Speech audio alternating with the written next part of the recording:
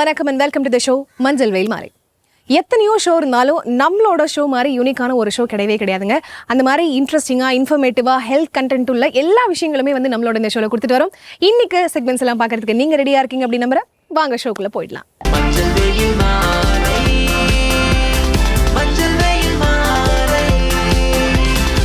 நம்ம ஷோட first segment யோகாசனம்.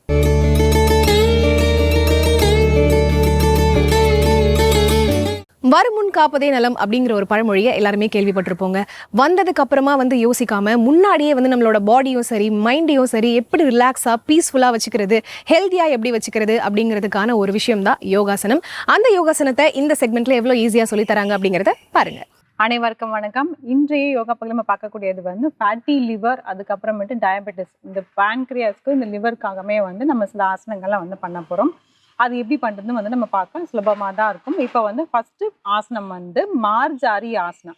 மார்ஜாரி ஆசனம் வந்து ரொம்ப சிம்பிளாகவே உட்காந்துட்டு எப்படி பண்ணுற மாதிரியே வந்து எப்படி பண்ணுறதுன்னு பார்ப்போம்.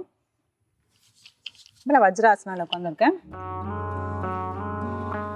வஜ்ராசனாலையும் உட்காரலாம், இல்லை நார்மலாக வந்து சுக்காசனம் சம்மணம் போட்டது வந்து உட்கார்ந்தாலும் உட்காரலாம். சில பேருக்கு இப்படி போட வரலன்னா அந்த மாதிரியுமே வந்து நம்ம உட்காந்துக்கலாம்.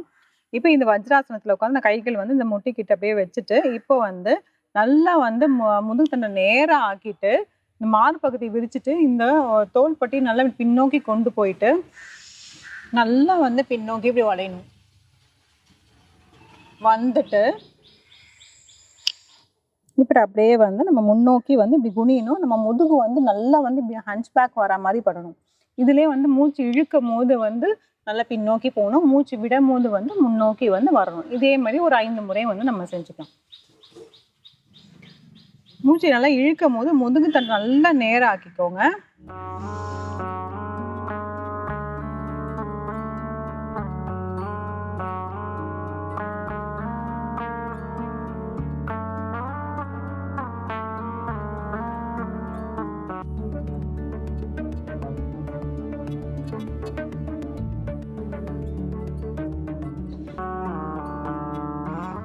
இன்னும் ஒரு முறை.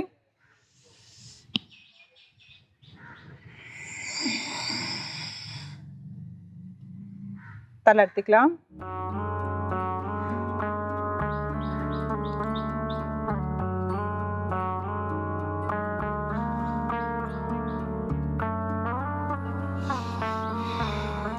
இப்போ அடுத்தது வந்து அடுத்த ஆசனம் வந்து வக்ராசனம் வந்து பண்ண போகிறோம். வக்ராசனம் வந்து பண்ணுறது எப்படின்னா, இப்போ நம்மளோட அப்பர் பாடி இந்த மேல் பகுதி மட்டும் அப்படியே வந்து நல்லா இப்படி ட்விஸ்ட் பண்ணுற மாதிரி பார்க்கணும். பண்ணும்போது பார்த்தீங்கன்னா நம்மளோட பேன்க்ரியாஸ் வந்து நல்லபடி முறுக்கிற தன்மை வந்து ஏற்படும்.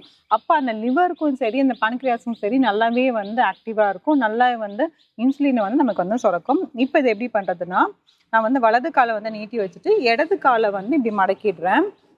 இப்போ எந்த கால் நம்ம மடக்கியிருக்கோமோ அந்த கை நல்லா பின்னோக்கி வச்சுட்டு இந்த கையை வந்து இந்த முட்டி மேலே வச்சுட்டு முதுகு தண்டை நல்லா நேராக ஆக்கிட்டு நல்லா அப்படியே வந்து இப்படி திரும்பணும். திரும்பிட்டு இந்த கையை கொண்டு வந்து இப்படி பிடிக்கிற மாதிரி வைக்கணும். இப்போ சில பேருக்கு இப்படி பிடிக்க வரல அப்படிங்கிற மாதிரி இருந்துச்சுன்னா அந்த கையை வந்து இப்படி வச்சுக்கலாம். கை இப்படி கொண்டு போய் இந்த கால் இந்த கொலுசு போகிற இடத்த பிடிக்க முடியல அப்படிங்கிற மாதிரி இருந்துச்சுன்னா கையை இப்படி கொண்டு வந்து வச்சுக்கலாம். ரெண்டுமே வந்து நம்ம செஞ்சிடலாம். அதே மாதிரி வலது கால் டோ வந்து நல்லா இப்படி வந்து பாயிண்ட் பண்ணணும். 1 2 3 4 5 6 7 8 9 10 தளர்த்திக்கலாம். அதே மாதிரி இப்போ கை போய் பிடிக்க வருதுன்னா பிடிக்கிற வரவங்களுக்குமே அதே மாதிரி பண்ணிக்கலாம். இப்போ கையை வலது கையை எப்படி வச்சு கால் நல்லா அப்படி தள்ளிட்டு கொண்டு வந்து இந்த கொலுசு போகிற இடத்த வந்து அப்படி பிடிக்கணும். 1 2 3 4 5 6 7 8 9 10 தளர்த்திக்கலாம்.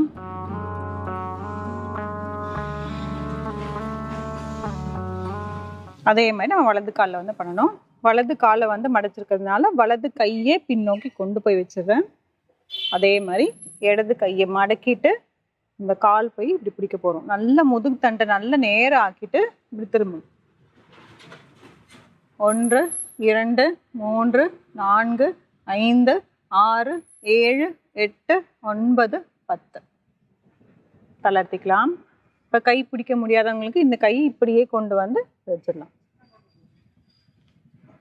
1 2 3 4 5 6 7 8 9 10.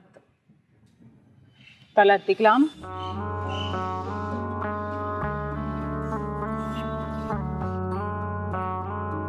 இந்த மார்ஜாரி ஆசனம், அதுக்கப்புறமேட்டு இந்த வக்ராசனம், இதெல்லாம் வந்து ரொம்பவே வந்து முக்கியமான ஆசனங்கள். நம்மளோட இந்த அப்டமன் ஆர்கன்ஸ்க்கு வந்து ரொம்பவே வந்து நல்லதாக இருக்கும். அது நீரிழிவு நோய்க்குமே வந்து, அதுக்கப்புறம் ஃபேட்டி லிவர், இப்போல்லாம் நிறைய பேருக்கு வந்து அந்த ஃபேட்டி லிவர் வந்து ஜாஸ்தியாக வருது. ஸோ அவங்களாம் வந்து இது தாராளமாக வந்து செய்யலாம்.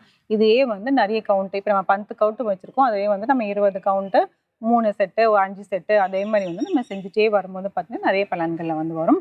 இந்த ஆசனங்கள்லாம் செஞ்சு பாருங்க. மீண்டும் அடுத்த பகுதியில் சந்திக்கலாம்.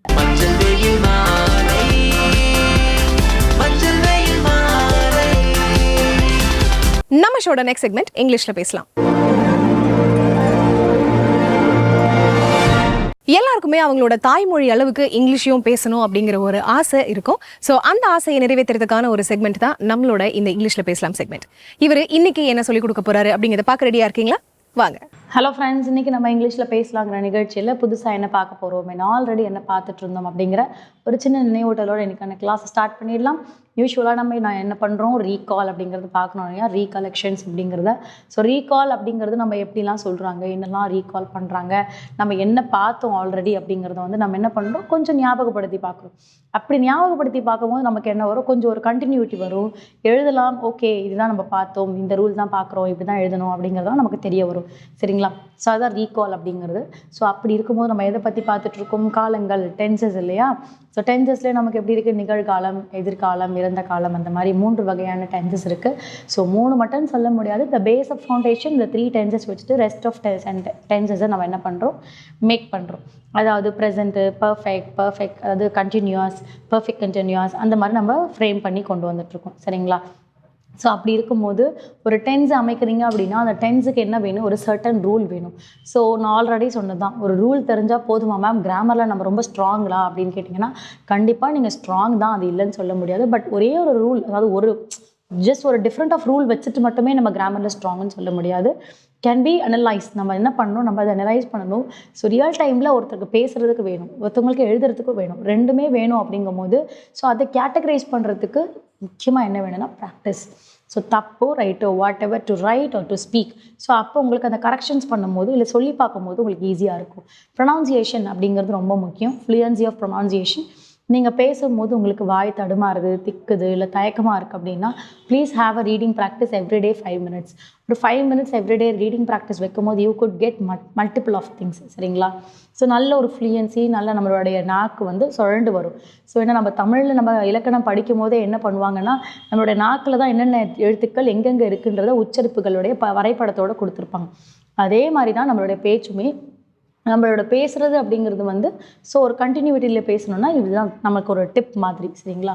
ஸோ ஓகே, இந்த டிப் மட்டுமே போதுமா டு லேர்ன் கிராமர்னால் கொஞ்சம் ப்ராக்டிஸ் வேணும் இல்லையா. ரைட்டிங் அண்ட் ஸ்பீக்கிங் ப்ராக்டிஸும் வேணும்.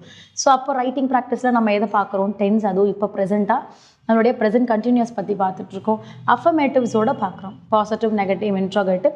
எக்ஸ்க்ளூசிவாக என்ன அஃபர்மேட்டிவ் பார்க்குறோம், பாசிட்டிவ் அஃபர்மேட்டிவ் பார்க்குறோம் இல்லையா. ஸோ இன்றைக்கான ஒர்க் ஃபார்ம் என்ன ஆக்ஷன், என்ன ரூல், அந்த ரூலை எப்படி சென்டென்ஸில் அமைக்கலாம், எப்படி எழுதலாம்னு சொல்லி தருவாங்க. பார்க்க போகிற டென்ஸ் வந்து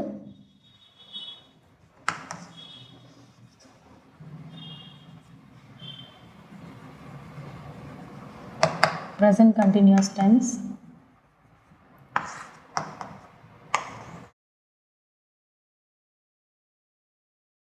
positive affirmative,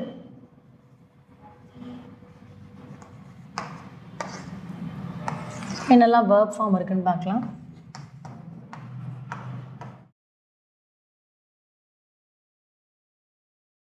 present, past, past participle. So V1 அப்படிங்கும் போது நான் என்ன எடுக்கிறேன்னா ரன், ஓடு அப்படிங்கிறது.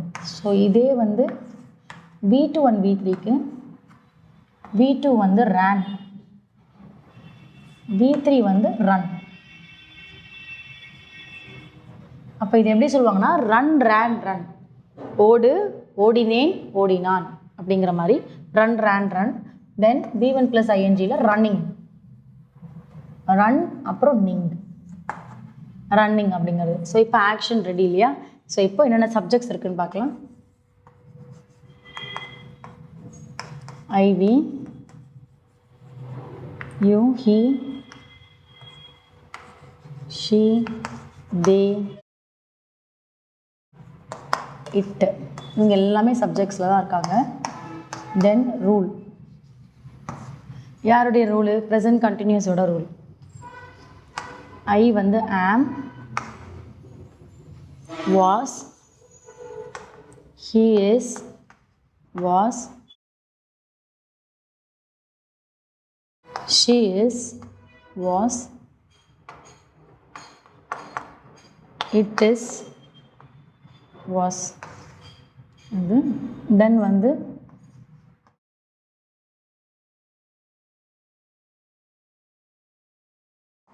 you are, where, they are, where, we are, where. So இது நமக்கு ஃபஸ்ட்டு என்ன சப்ஜெக்ட்டுக்கு என்னென்ன ஃபார்மேஷன், ப்ரெசண்ட் அண்ட் பாஸ்ட் அப்படின்னு சொல்லியாச்சு. இப்போ சென்டென்ஸ் ஃப்ரேம் பண்ணலாம். ஸோ நம்ம ரன் எடுத்திருக்கோம். ஸோ இங்கே நான் எக்ஸாம்பிள் என்ன பண்ணுறேன் அப்படின்னா, த சில்ட்ரன், குழந்தைகள் அப்படின்னு எடுக்கிறேன். த சில்ட்ரன் ஆர், சில்ட்ரனுங்கிறது ப்ளூரல் ஃபார்ம் இல்லையா? ஸோ அப்போ என்ன வரும்? ஆர் அப்படிங்கிறது தான் வரும். த சில்ட்ரன் ஆர் ரன்னிங், குழந்தைகள் ஓடுகிறார்கள் அப்படிங்கிறது தான். இந்த சில்ட்ரன் ஆர் ரன்னிங் எங்கே ஓடுகிறார்கள் அப்படின்னா இந்த பார்க்.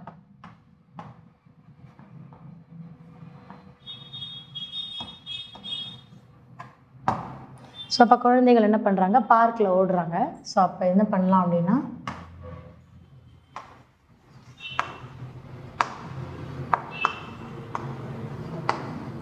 குழந்தைகள்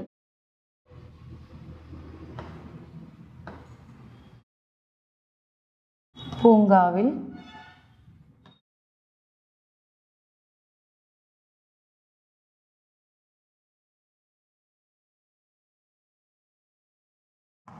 ஓடுகிறார்கள்.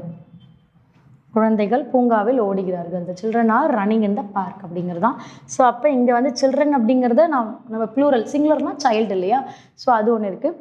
அதே மாதிரி ப்ளூரல்னால் நமக்கு இங்கே யூவா மேம் கேட்டிங்கன்னா இல்லை, வி, தே இந்த மாதிரி வரலாம். இருவரை மீன் பண்ணி வரலாம், இல்லை மெனி, நிறைய குழந்தைங்களும் வரலாம். சரிங்களா? ஸோ த சில்ட்ரன் அப்படிங்கிறது நம்ம என்ன பண்ணுறோம், ஒரு instead of we and you, தேக்கு பதிலாக நம்ம இப்படி எடுக்கலாம். ஒரே மாதிரி தான் எழுதணுன்ற அவசியம் கிடையாது. டிஃப்ரெண்ட்டாக எழுதுங்க. நிறையா சப்ஜெக்ட், நிறைய ஆக்ஷன் வெர்ப்ஸை நீங்கள் பயன்படுத்திக்கிட்டே இருங்க. அப்போ தான் உங்களுக்கு அந்த மாடுலேஷன்ஸ் தெரியும், என்ன எழுதுகிறோம் என்ன பேசுகிறோன்றது நிறைய உங்களுக்கு ஒரு ஐடியாஸ் கிடைக்கும். ஒரே ஒரு வாக்கியம், ஒரே மாதிரி வாக்கியம் எழுதிட்டு வரீங்க. ஒரே சப்ஜெக்டே சிலர் என்ன பண்ணுவாங்கன்னா, ஷீன்னு எடுத்துட்டாங்கன்னா ஷீயை வச்சு மட்டுமே எழுதிக்கிட்டே போவாங்க. அதே மாதிரி ஆக்ஷனில் ஒரு ப்ளே அப்படின்னு எடுத்துக்கிட்டோன்னா வெறும் ப்ளேங்கிற ஒர்க் ஃபார்ம் வச்சு மட்டுமே எழுதிக்கிட்டே போவாங்க. ஸோ ஓகே, ஃபைன் தான், அதுவும் காமன் தானே, எழுதிட்டு போனான்னா. பட் நீங்கள் டிஃப்ரெண்ட்டாக எழுதும் போது கொஞ்சம் இன்னும் நல்லாயிருக்கும், ஒரு இன்ட்ராக்டிவாக இருக்கும். சரிங்களா? ஸோ இதை பேஸ் பண்ணி இப்போ உங்களுக்காக நான் ரூல் அண்ட் டென்சஸ் எல்லாமே எழுதியிருக்கேன். ஸோ நீங்களுமே இந்த ரூல் அண்ட் டென்ஸ் வச்சுட்டு ஒரு 10 or 20 சென்டென்சஸ் எழுதுங்க. மறக்காமல் பேசி பழகுங்க. அடுத்த கிளாஸில் அடுத்த இன்ட்ரெஸ்டிங்கான சென்டென்ஸோட உங்களை மீட் பண்ணுறேன். தேங்க்யூ.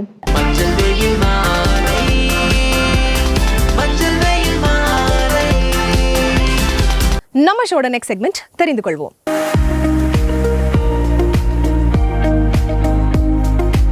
நம்மளோட இந்த தெரிந்து கொள்வோம் செக்மெண்ட்ல ஒவ்வொரு நாளும் டிஃப்ரெண்டான நிறைய விஷயங்கள் பார்த்துட்டு வரோம். இன்னைக்கு இவர் என்ன சொல்ல போறாரு அப்படிங்கறத பார்க்க ரெடியா இருக்கீங்களா?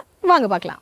வசந்த் டிவி ரசிகர்களுக்கு வணக்கம். இன்னைக்கும் நம்மளுடைய தெரிந்து கொள்ளும் நிகழ்ச்சியில தெரியாத பல விஷயங்கள் தான் தெரிஞ்சுக்க போறோம். நம்ம எல்லாருக்குமே அம்மாவுடைய குரல் 13 வயசு வரைக்கும் தான் ரொம்ப சூப்பரா கேட்குமா. அதுக்கப்புறம் அந்த குரல் அப்படியே நம்ம எலிமினேட் பண்ணிடுவோமா. என்னப்பா அப்படின்னு சொல்லி நீங்க கேட்கலாம். இந்த டீனேஜ் அப்படின்ற ஒரு விஷயம் ஸ்டார்ட் ஆகும்போது யார் பேச்சையும் கேட்கறது இல்லை அப்படின்னு சொல்லுவாங்க இல்லையா? அதுக்கு நம்ம பேச்சை கேட்கறது இல்லைன்னு அர்த்தம் இல்லை, யார் பேசினாலும் கேட்கறதே இல்லை அப்படின்னு தான் அர்த்தம். அதாவது 13 வயசு ஸ்டார்ட் ஆயிடுச்சுன்னா அது வரைக்கும் கமாண்டிங் வாய்ஸாக இருந்த அவங்க அம்மாவுடைய குரல் அப்படியே கொஞ்சம் கொஞ்சமாக எலிமினேட் ஆகிடும், அப்படியே கண்டுக்காம விட்டுருவாங்க. அதனால தான் எத்தனை தடவை கூப்பிடுறது, கூப்பிட்டா உனக்கு கேட்கலையே அப்படின்னு சொல்லிலாம் திட்டுவாங்க வீட்டில். அது டிஃபால்ட்டாகவே 13 வயசுக்கு அப்புறம் நடக்க ஆரம்பிக்கும் அப்படின்றது தான் ஸ்டடியில் கண்டுபிடிச்சிருக்காங்க. அப்போது இது நம்மளோட பிரச்சனை இல்லை, இட்ஸ் ஹியூமன் எரர். எக்ஸ்ட்ரோவோர்ட், இன்ட்ரோவோர்ட் இதெல்லாம் நம்ம கேள்விப்பட்டிருப்போம். டெக்ஸ்ட்ரோவோர்ட் அப்படின்னு ஒருத்தங்க இருக்காங்க. இவங்க யார் அப்படின்னு பார்த்தோம்னா, ஜென்ரலாக யார்ட்டையாவது நேரில் போய் பேசுங்கன்னா அவங்க பேசவே மாட்டாங்க. ஆனால் டெக்ஸ்ட்டில் மட்டும் அவங்களால என்ன வேணாலும் பேச முடியும். அந்த அளவுக்கு இருப்பாங்க. அதான் டெக்ஸ்ட்ரோவோர்ட் அப்படின்னு சொல்லுவாங்க. டெக்ஸ்ட்டு நம்மளால் மெசேஜ் பண்ண முடிஞ்சு எதை வேணாலும் எக்ஸ்பிரஸ் பண்ண முடியும். ஆனால் நேரில் அவங்க கிட்ட போய் பேசணும்னா அவங்களால முடியாது. இப்படி இருக்கக்கூடிய கேட்டகரியில் நிறைய பேர் இருக்காங்க. அதனால தான் ஒரு சில பேர் உங்களுக்கு நல்லா மெசேஜ் பண்ணுவாங்க. ஆனால் நேரில் போய் பார்த்தா ஏதோ நீங்கள் 3வது மனுஷங்க மாதிரி பேசுவாங்க. இதுக்கு காரணம் அவங்க டெக்ஸ்ட்ரோவோர்ட்டாக இருப்பாங்க. மரம் அப்படின்னாலே அழகு தான். அந்த மரத்தில் தென்னை மரமாக இருக்கட்டும், வாழை மரமாக இருக்கட்டும், இது எல்லாமே ஒரு தனி அழகு. ஆஸ்பீஷியஸாக இருக்கும். நம்ம ஊர்லலாம் ஓகே. ஆனால் அழகு அப்படின்னு சொல்கிறதோடைய அர்த்தம் என்னென்னா, பார்க்குறதுக்கே அவ்வளோ ரம்மியமாக இருக்கணும். அந்த மாதிரி என்ன இருக்குது அப்படின்னு கேட்டோம்னா, இந்த உலகத்துலேயே ரொம்ப ரொம்ப அழகானது ரெயின்போ யூக்கலிப்டஸ் அப்படின்ற மரம் தான் சொல்கிறாங்க. இது பிலிப்பைன்ஸில் இருக்குது. இந்த மரத்துடைய ஸ்பெஷாலிட்டி என்னென்னா, அந்த மரமே யாரோ ஒருத்தங்க கலர் கலராக பெயிண்ட் அடித்த மாதிரி இருக்கும். இது நேச்சுரலாக வளரும் போதே அவ்வளோ கலர்ஃபுல்லாக தான் வளரும். இப்படி கலர் நிறைஞ்சிருக்கிறதுனால இந்த உலகத்திலேயே ரொம்ப அழகான மரம் அப்படின்ற அந்த பட்டத்தை இந்த ரெயின்போ யூக்கலிப்டஸ் தான் வச்சுருக்கு. வேர்ல்டு வார் 2 நடக்கும்போது ஒரு பிக்சரை ஷேர் பண்ணியிருந்தாங்க. அது என்னென்னா, பாக்ஸு ஃபுல்லாக ரிங்கு. என்னடா இது இவ்வளோ ரிங்ஸ் இருக்குது, இத்தனை மோதிரங்கள் எங்கேருந்து வந்துச்சு அப்படின்ற மாதிரி எல்லாருமே யோசிச்சாங்க. அப்போது அதுக்கான எக்ஸ்ப்ளனேஷன் கொடுத்துருந்தாங்க. என்னென்னா, என்கேஜ்மெண்ட் ரிங்ஸ் எல்லாத்தையும் தூக்கி போட்டது அந்த பாக்ஸ் ஃபுல்லாக இருந்துச்சு. அத்தனை கல்யாணங்கள், அத்தனை வாழ்க்கை வந்து புதைந்து போன நாள் அப்படின்னு சொல்லலாம். ஏன்னா ஒரு கண்ட்ரி டு ஒரு கண்ட்ரி நிறைய பேருக்கு அங்கே அலைன்ஸ் பார்த்துருப்பாங்க, கல்யாணம் பேசியிருப்பாங்க. ஆனால் இந்த வேர்ல்டு வார் 2 நடக்கிறதுனால மட்டுமே என்கேஜ்மெண்ட் ரிங் எல்லாம் கழட்டி தூக்கி வீசினாங்க. அதெல்லாம் கலெக்ட் பண்ணி ஒரு பாக்ஸில் போட்டு இத்தனை என்கேஜ்மெண்ட்ஸ் கேன்சல் ஆயிருக்கு, இத்தனை மேரேஜ் கேன்சல் ஆயிருக்கு அப்படின்ற விஷயத்த அவங்க சொல்லியிருந்தாங்க. அப்போவே அந்த இமேஜ் செம்ம வைரலாக போச்சு. இப்போ ரீசெண்டாகவும் அந்த இமேஜை நிறைய பேர் ஷேர் பண்ணிட்டு இருக்காங்க. டெல்லியிலேருந்து நீங்கள் லண்டனுக்கு போகணுன்னா எப்படி போவீங்க? ஃப்ளைட்டில் தான் போகணும்ப்பா, இல்லை ஷிப்பில் போகணும்ப்பா, இது என்ன கேள்வி அப்படின்னு நீங்கள் கேட்கலாம். நான் டெல்லி டு லண்டன் நீங்கள் பஸ்லேயே போகலான்னு சொன்னால் எப்படி இருக்கும்? ஆமாம், பஸ்லேயே நீங்கள் போக முடியும். 70 நாள் ஆகும். போகிற வழியில் 18 கண்ட்ரிஸ் நீங்கள் விசிட் பண்ண முடியும். பஸ்ஸுலேயே நீங்கள் டெல்லி டு லண்டன் ட்ராவல் பண்ண முடியும். நல்லா இருக்குல்ல? உடனே டிக்கெட் எங்கே கொடுப்பாங்க அப்படின்னு சொல்லலாம் கேட்பீங்க. அது ஒன்றும் சாதாரண விஷயம் கிடையாது. பெண்டு நிமிந்துடும். இருந்தாலும் அந்த பஸ் ரோட்வேஸில் அதுக்கான பாசிபிலிட்டிஸ் இருக்குது அப்படின்றது ஒரு சிறப்பான விஷயம் தான். இன்னும் அதை சரி பண்ணுறதுக்காக நிறைய வேலைகள் பார்த்துட்ருக்காங்க. ஒரு பெரிய ஜேர்னியாக இருந்தாலும் ஒரு ஃபேமிலியாக போகிறோம், இல்லை ஒரு ஃப்ரெண்ட்ஸாக போகிறோன்னா ஒரு 70 நாள் தொடர்ந்து ரசிக்கக்கூடிய ஒரு ஜேர்னியாக அது இருக்குமா. முடிஞ்சால் உங்கள் வாழ்க்கையில் ட்ரை பண்ணி பாருங்கள். இன்றைக்கி நம்மளுடைய தெரிந்து கொள்ளும் நிகழ்ச்சியில் தெரியாத பல விஷயங்கள் தெரிஞ்சுக்கிட்டோம். இதே மாதிரி சூப்பரான கண்டென்ட்டோட உங்களை நான் வந்து சந்திக்கிறேன். Until then, this is bye from Vijayashree. Take care. Finally நம்ம ஷோவோட எண்டுக்கு வந்தாச்சு. இன்னைக்கு நம்மளோட ஷோவில் பார்த்த எல்லா செக்மெண்ட்ஸுமே உங்களுக்கு ரொம்ப பிடிச்சிருக்கும் அப்படின்னு நினைக்கிறேன். இதே மாதிரி ஒரு சூப்பரான எபிசோட மீண்டும் சந்திப்போம். Until then, it's bye from Farita and Manjal Veil Mali team.